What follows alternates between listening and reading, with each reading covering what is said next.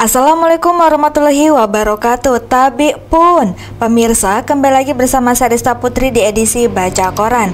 Baik pemirsa, informasi terkini dilansir dari sumek.co.id dengan headline Pasrah Oknum Kades Harimau Tandang akui pakai dana desa ke tempat hiburan di Palembang.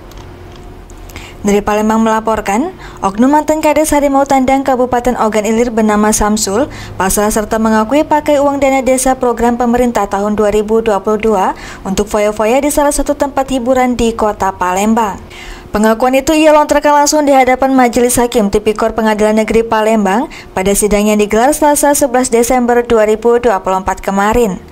Parahnya, ia berdalih menggunakan uang dana desa untuk ke tempat hiburan karaoke usai membagi-bagikan sebanyak 600 amplop untuk membeli suara pada bursa Pilkades.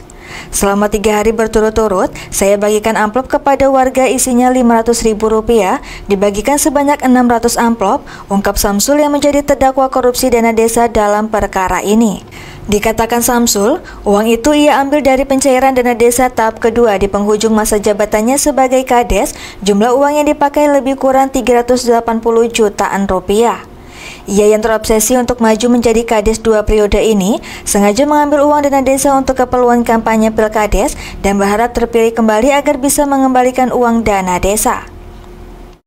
Namun apesnya, terdakwa Samsul malah tidak terpilih lagi untuk menjadi Kades Harimau Tandang 2 periode meskipun uang itu telah dibagi-bagikan kepada warga. Di hadapan Majelis Hakim diketuai Mas Rianti, Samsul mengakui selain dibagikan kepada warga dalam bentuk amplop, uang tunai sisanya 60 juta untuk biaya akomodasi kampanye. Sedangkan sisanya lagi yang 20 juta rupiah saya gunakan untuk kepentingan pribadi, pergi ke salah satu tempat hiburan karaoke di kota Palembang, ujar Samsul sembari menunduk akui kesalahannya. Selepas dari itu, lanjut Samsul dirinya dinyatakan tidak terpilih lagi menjadi Kades dan bingung mengembalikan uang dana desa yang terpakai itu sehingga sempat dinyatakan buron. Baik pemirsa, terbalik informasi selanjutnya masih dilansir dari sumek.co.id dengan headline Terima surat tanah bodong sebagai jaminan, wanita di Palembang ini merugi hingga puluhan juta rupiah. Dari Palembang melaporkan, Puput Saputri 27 tahun, warga Jalan M. Yusuf Zen, Kecamatan Sukarami, Kota Palembang, harus menjadi korban pemalsuan disertai penipuan. Hal demikian dibuktikan saat ia telah menerima surat tanah bodong atau palsu sebagai tanda jaminan seseorang yang meminjam uang kepadanya. Akibat itu, ia harus rela kehilangan uang total 63 juta rupiah dan didampingi suaminya langsung mendatangi SPKT Polrestabes Palembang Selasa 10 Desember 2024. Kepada petugas, ia menceritakan dirinya mengetahui setelah mengecek langsung ke lahan yang berada di daerah Gasing Laut, Kabupaten Banyuasin, tanda sebagai jaminan surat tanah yang diberikan. Surat tanah yang dijaminkan itu setelah dicek ternyata palsu, ungkap Puput Selasa. Kades serta pihak kecamatan setelah ditelusuri dan dikonfirmasi ternyata tidak pernah menandatangani surat tanah yang diberikan. Saat melaporkan Jamani 45 tahun, warga Talang Kelapa, Kecamatan Alang-Alang Lebar, Palembang, katanya. Mulanya, lanjut dia, terlapor ini mendatangi rumahnya pada Kamis 11 Juli 2024 lalu dengan keperluan meminjam uang sebesar 63 juta rupiah dan memberikan surat tanah sebagai jaminan. Sudah lewat tempo 1 bulan, belum ada kabar, kemudian kami kasih keringanan lagi, tapi sampai saat ini tidak ada itikat baik dari terlapor untuk mengembalikan uang tersebut, jelasnya. Ia mengatakan jika sudah dilakukan upaya dengan mendatangi rumah terlapor namun tidak membuahkan hasil. Baik pemirsa, terbalik ke informasi yang terakhir yang masih dilansir dari sumek.co.id dengan headline Bos tambang batubara ilegal Bobi Chandra diterima Kejari Muara Enim segera masuki proses persidangan. Dari Muara Enim melaporkan, Kejaksaan Negeri Muara Enim pada Senin 9 Desember 2024 menerima pelimpahan tahap 2 dari penyidik Direskrimum Polda Sumsel terkait tersangka Bobi Chandra 33 tahun, seorang bos tambang batubara ilegal.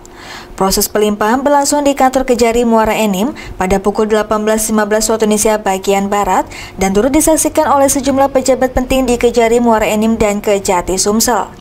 Bobi Chandra yang dikenal sebagai pengusaha tambang batubara ilegal tersebut tampak turun dari mobil Innova Ribbon dengan mengenakan kaos oblong hitam, celana pendek abu-abu gelap, serta sandal jepit. Meskipun dalam situasi yang cukup serius, Bobi terlihat berjalan santai dan sesekali melemparkan senyum kepada media yang hadir saat memasuki gedung Kejaksaan Negeri Muara Enim.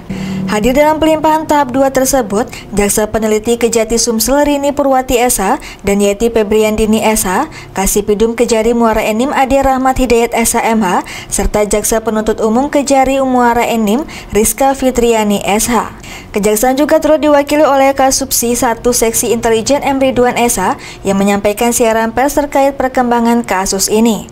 Menyampaikan keterangan kepada media, Ridwan menjelaskan bahwa pelimpahan tahap 2 ini dilakukan karena berkas perkara terhadap Bobi Chandra telah dinyatakan lengkap oleh Kejati Sumsel.